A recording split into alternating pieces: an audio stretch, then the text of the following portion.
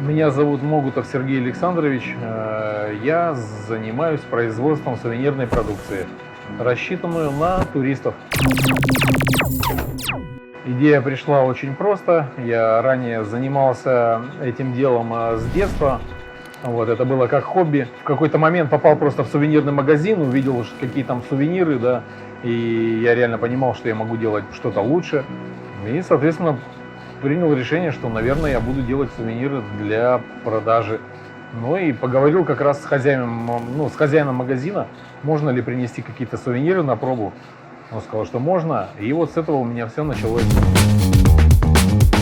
Все думают, что это какие-то игрушки. Когда вот человек начинает окунаться в это и понимать, 12 магнитиков на одном станке можно выгравировать за час. Если продать каждый магнитик по 100 рублей, это 1200. Умножаем на 3 станка, это уже 3600 в час. За 10 часов это уже 36 тысяч. То есть вот, допустим, у нас парк Рускеала, да, вот стартовала. Через этот парк в том году за сезон прошло 1 миллион туристов. 1 миллион туристов. Даже если хотя бы каждый турист купил по одному магнитику по 100 рублей, это 100 миллионов рублей. Вы можете представить, какая это прибыль? Но турист же покупает не только магнитик, не только один магнитик. Кто-то купит 10 магнитиков, кто-то купит кружку и магнитики, кто-то еще что-то, кто-то подставку, кто-то еще что-то. Это просто огромнейшие деньги. Даже если вы будете гравировать одни магнитики и будете везде раскидывать по всей Карелии, там, ну, или по своему региону, везде, чем больше клиентов у вас, чем больше магазинов вы сдаете, тем больше у вас прибыль. Одна турбаза с нами работает с 2016 года. В каждый год он у нас делает заказ где-то на 300-400 тысяч сувениров.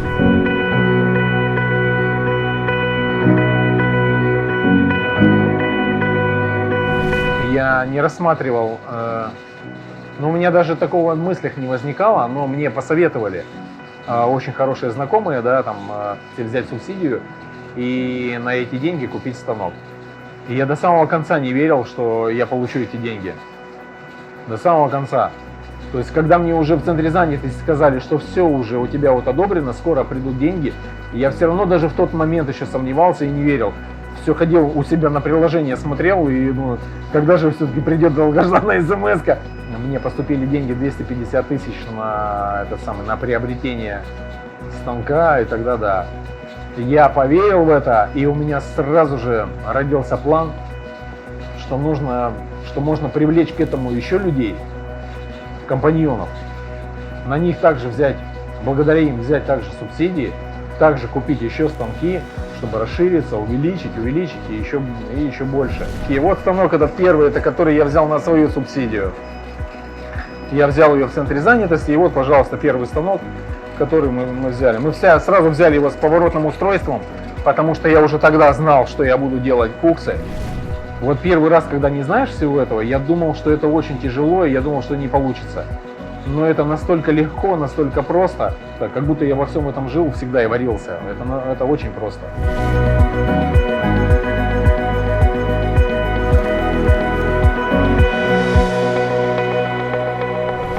Я выбирал станок так же, как я выбираю и машину. Мне нужен новый станок, в первую очередь, не бэушный.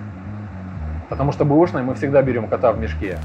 И не важно будет, какого он производства. Главное, чтобы он по отзывам там, или еще почему-то, чтобы я понимал, что он работает. Мне не надо такого станка, который работает 3 часа, а потом он должен отдохнуть 6 часов или 8. Мне такой станок не нужен. То вот это станок, это профессионал. И он работает на износ, он может работать 24 часа в сутки. Реально 24 часа в сутки. Ничего не происходит с ним. У него жесткая рама.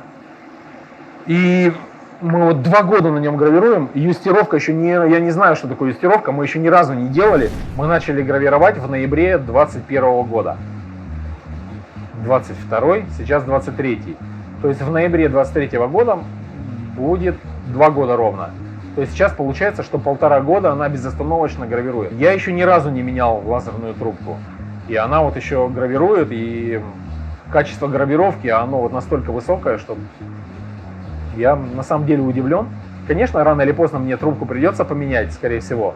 Но вот я еще вот, в предвкушении, думаю, сколько же она еще проработает. То есть станки не останавливаются. Утром завели, в 11 часов, там, допустим, выключили.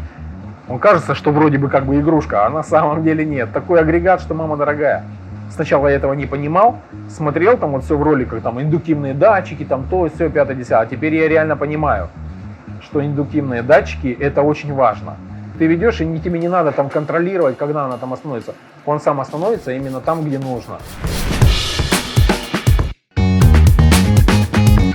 Очень качественная гравировка. Посмотрите, какая лисичка, она выразительная.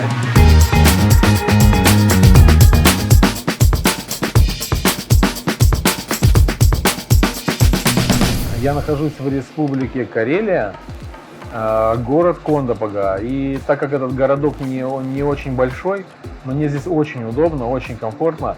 В плане того, что и материал для всего этого очень, скажем так, доступен.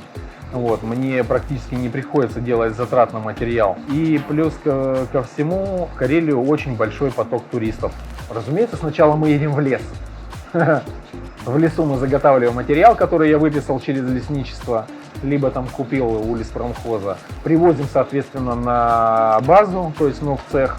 Распиливаем это сначала на заготовки. Заготовки эти сушим. Вот, а потом мы их уже обрабатываем. Что-то там пилим, выпиливаем, что-то шлифуем. Вот взять ту же Финляндию. Я немножко знаю про Финляндию, я был сам в Финляндии. У них нельзя вот так вот взять, выписать и пойти напилить себе дров. Я же заготавливаю именно так. Наше государство дает нам такую возможность. Вот. Я пошел, выписал дрова. У нас можно собирать валежник абсолютно бесплатно. А валежник это и есть материал для сувениров.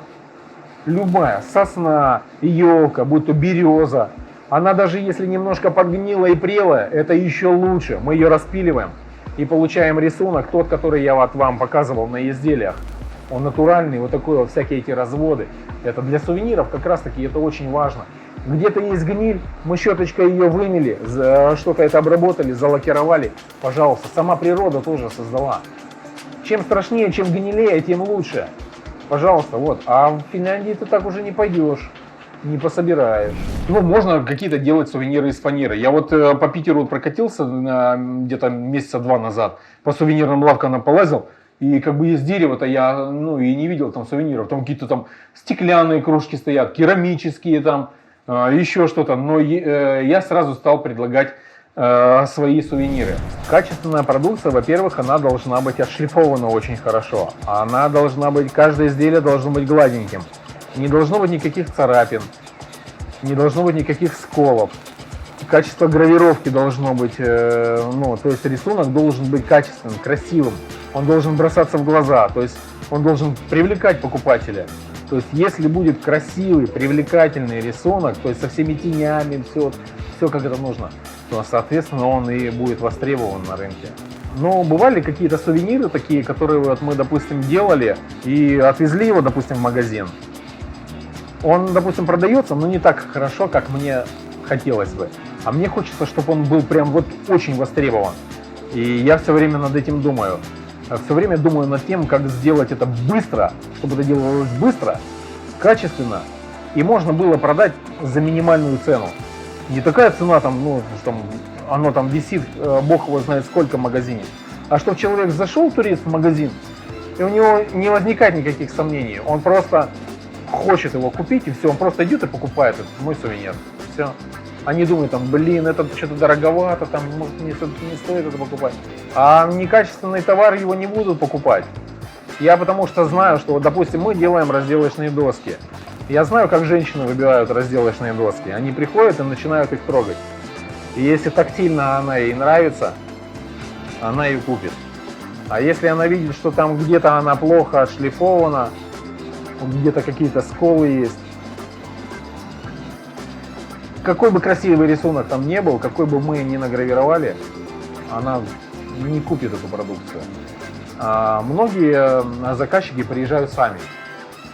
Они приезжают и прямо здесь на месте выбирают то, что им нравится, и то, что они считают, у них будет быстрее продаваться. И мы уже на это тоже смотрим, то есть когда заказчик сам приезжает, это очень важно. Мы для себя это делаем небольшой, так сказать, отпечаточек, и уже в соответствии с этим стараемся дальше делать. Мы уже знаем этого заказчика и знаем, что ему нужно, и, соответственно, подстраиваемся.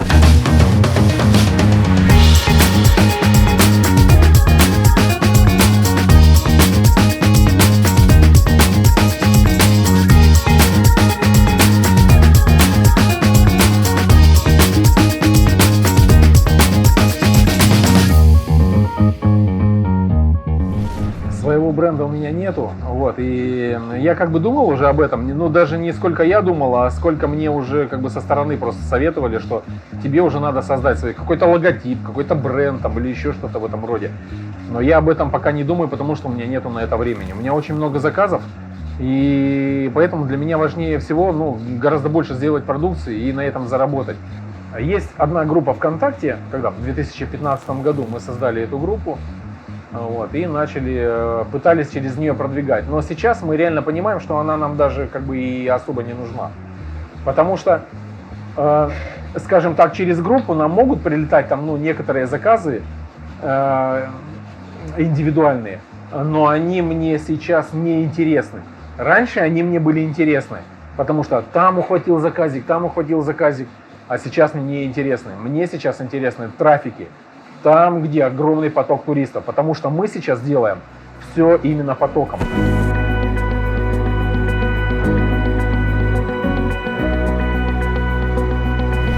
Много чего мы хотим. И даже я думаю, что у меня тут уже созрела мысль делать и из бересты, тоже оборудование возможно какое-то купить. Вот. И также керамику из глины. Но я все это хочу расширить так, чтобы это было масштабно. Чтобы не одна печка стояла, а их 10 стояло. Чтобы также работали люди. И все это было в больших объемах. То есть огромное предприятие. Вот что я хочу. Я каждый месяц плачу налог и даже не задумываюсь о том, какая сумма там у меня вылезает. Я даже не задумываюсь. Потому что раньше, я думаю, допустим, я работал на каком-то предприятии, да, получал там свою зарплату 50 тысяч, и все равно с меня вычитывали налог. А сейчас я зарабатываю сам, я работаю на себя, я получаю там 100 тысяч, 200 тысяч, 300 тысяч. Конечно, я заплачу налог, мне не жалко. Раз государство мне помогло. Главное жить по-честному. Честность – залог успеха. Вот как только начнешь где-то что-то юлить, там туда-сюда, сразу начнут какие-то проблемы. Вселенная сразу начнет тебе давать щелчки по носу. Вот не надо, вот надо стараться вот максимально быть честным. Вот раньше я тоже пытался вот где-то что-то там, может быть, там что-то схитрить, подобмануть. Ничего, Вселенная, она, ну, или там Господь, там, все это видит. И рано или поздно все прилетает бумерангом, в несколько раз становится хуже. Я это очень четко уяснил. Я очень много получал щелчков по носу в своей жизни.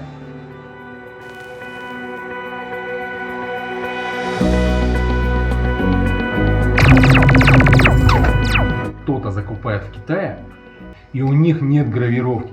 Чьи коксы будут, соответственно, покупать? Конечно же, мои.